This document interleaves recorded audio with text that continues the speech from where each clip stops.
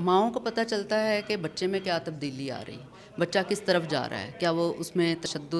पुरतशद्दुद रवैया उसका बढ़ रहा है, क्या वो जल्दी गुस्से में आ जाता है, वो किन दोस्तों के साथ बैठता है, उठता है। तो एक माँ बेहतर समझ सकती है बच्चे को और वो रोक सकती है उस जगह पे कि अगर ये दहशतगर्दी गर्दों के हाथ में है या ये उस तरफ जाना चाहता है। मेरा ख़्याल है कि इंतहा पसंदी के ख़ात्मे के लिए, दहशतगर्दी के खात्मे के लिए औरतों को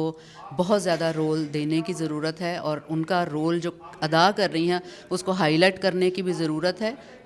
ग्रास रूट लेवल से लेके मुकामी सतह से इंटरनेशनल लेवल तक जो भी उनका रोल है वो ज़्यादा होना चाहिए। हमारी डिप्लोमेटिक एफ़र्ट्स जो हैं उनमें भी औरतों को आना चाहिए और ग्रास रूट पर मैंने जिस तरह से बताया कि घर की सतह से लेके प्रोविंशियल और नेशनल लेवल हमारी पॉलिसीज़ में उनका रोल ज़्यादा बढ़ाने की ज़रूरत है। मैं समझता हूँ कि जो हमारी विमेन एलीट है वो इग्नोर हुई है और deradicalisation of extremist terrorist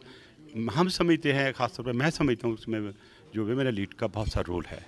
उसके लिए मैं कुछ सजेशंस भी किए हैं। बैसियत चेयरमैन स्टैंडिंग कमेटी इंटीरियर और नेशनल सिक्योरिटी के अफेयर्स को डील करते हुए मैं उसका ये पार्ट बनाने की कोशिश करूँगा। इनडायरेक्ट रोल है, लेकिन आज जो चीज़ आइडेंटिफाई हुआ है कि नेक्टा में उनकी रिप्रेजेंटेशन नहीं है, इंटीरियर में उतनी रिप्रेजेंटेशन नहीं है, नेशनल असेंबली में जो कानून बनता है उन कमेटियों में उनको मेंबर नहीं रखा जाता, तो इसमें उनका रोल जो है in terms of empowering women laws, उनमें उनका रोल जो है उसको थोड़ा इन्हांस किया जाए।